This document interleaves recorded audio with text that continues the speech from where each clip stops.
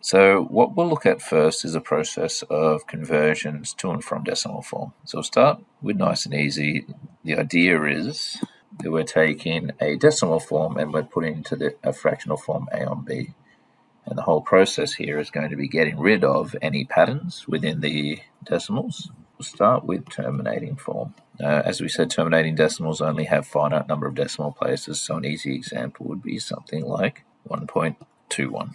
Okay. The easy process here is that we find a way to set it up so that we can convert or multiply to remove any decimal places. So in every instance, the best way to start a question like this is to assign a variable to it. So we might say that x is equal to 1.21, or we can let x equal 1.21. Now, what do we have to do to x in order to make this an integer value? The idea should be, okay, we can see that we need to multiply by 100. So if we multiply x by 100 and we get 100x, then we get 121. We can now isolate x by dividing by 100, and we end up with x is 121 on 100. So it's as simple as that.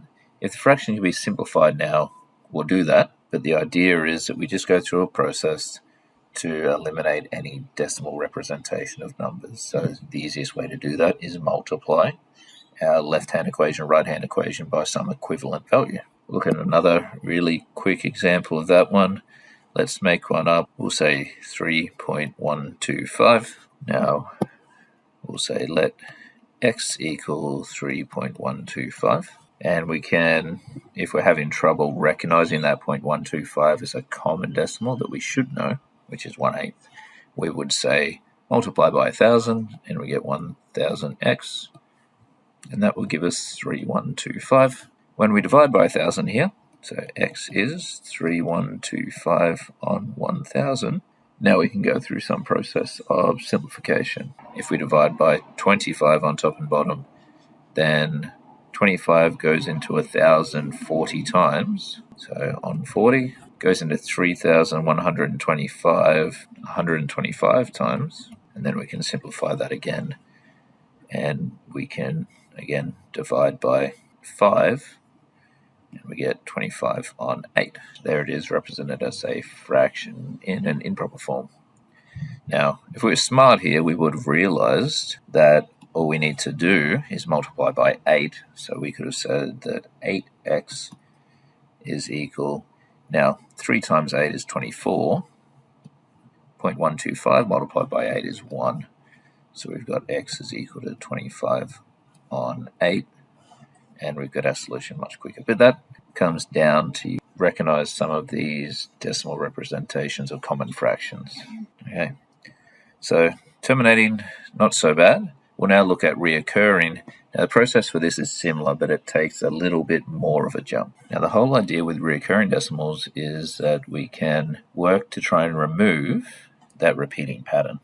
So we have to find a way to get that repeating pattern in 2 different ways so that we can use a difference or a subtraction to remove the recurring component. So that's going to be our approach. We'll break it down. We'll look at it as an example. So let's say we're looking at 1.3 reoccurring.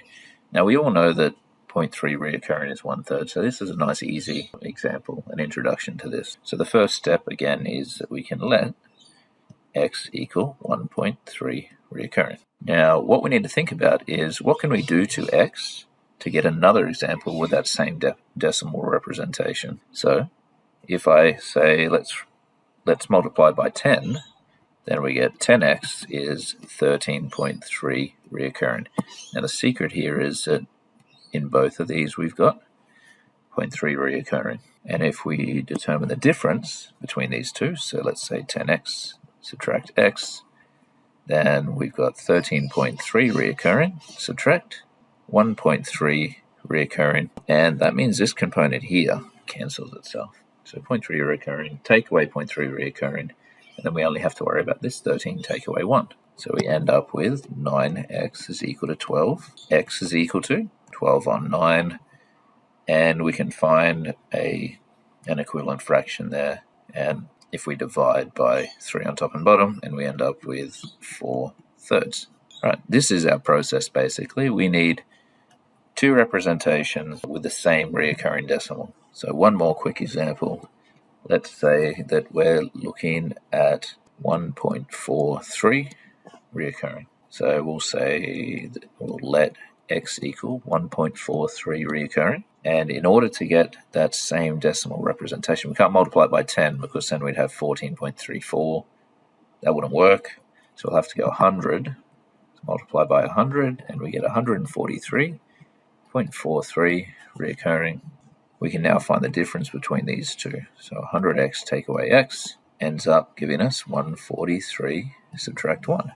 You'll notice that I didn't put in the 0.3 reoccurring. It's because I didn't need to. That's going to cancel out as I do that subtraction. So we've got 99x is equal to 142, and therefore our fractional representation is 142 on 99. Okay, so nice and easy. So we'll go through a couple of examples here. So we've got 2 terminating. We've got, I'll cut that down to 3 reoccurring. We'll go through and we'll represent each of these in a fraction form. So 0.23, we can say that x is equal to 0.23, multiply by 100, we get 100x is equal to 23, and therefore x is 23 on 100 when we divide both sides by 100. Here we can say that x is equal to 0.015. Now in this case we're going to have to multiply by 1,000 to get rid of those 3 decimal places. So 1,000x is 15. Divide by 1,000, we've got 15 on 1,000. Now if we can see a common factor of 5 there, we can divide by 5 on top and bottom. We end up with 3 on 200, and that's our 0.015 as a simplified fraction. For our 3 recurring scenarios, we start with 0.3 recurring. Now we already know this is going to be 1/3, but we'll let x equals 0.3 recurring. We know that 10x is 3.3 recurring, and therefore 10x take x will be 3.3 reoccurring, subtract 0.3 reoccurring. Reoccurring is unimportant there, and we end up with 9x is equal to 3. X is 3/9, and as a simplified fraction, it is 1/3. In our next one, we've got 2.35, where the 3/5 is recurring, so we can let x equal 2.35 recurring, 100x, so we want to bring the whole 3/5 in front, is 235.35 recurring, and when we look at 100x subtract x, we end up with 235 subtract 2. So 99x is 233, and therefore x is 233 on 99. Now last example is we've got 10.123. So we can let x equal 10.123. Oh, 123 is recurring. 1000x is 10.123.123 recurring, and therefore 1000x subtract x, cancel out the decimal component, and we've got 10.123 subtract 10. So 999x is 10113, and therefore x is 10113 on 999.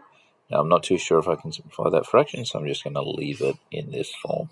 All right, so that's our process. Now just really quickly, if I wanted to work backwards and I wanted to look at something like 2/9 as a decimal. Now if you know your common fractions, you know that that's 0.2 recurring because 1/9 is 0.1 recurring. If not, the process you'll have to go through is just basically performing that division. So we're looking at it as 2, and we're dividing it by 9. Now because we know this is going to go in the decimals, we need to include a few zeros. Remember, the goal is that we'll perform a couple of iterations here using short or long division, whichever you prefer, and we'll then be looking for a pattern in the decimals. And once we find that, we should be able to assume that it will continue that pattern.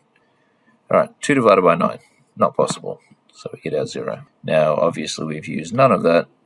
we can say that there's 2 remaining and bring down the 0. So now we're looking at 20. 20 divided by 9, we get 2, and that means we've used 18 and we've got 2 remaining.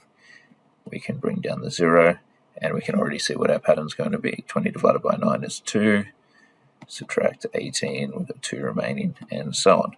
So that tells us that we've got 0.2 reoccurring. So 2/9 is equal to 0.2 reoccurring. I'm not going to need you to do this in most scenarios. Generally, it should be that you know those decimal representations of common fractions. But if you need to, there's a process. You need to go through a long or short division process to be able to determine that decimal.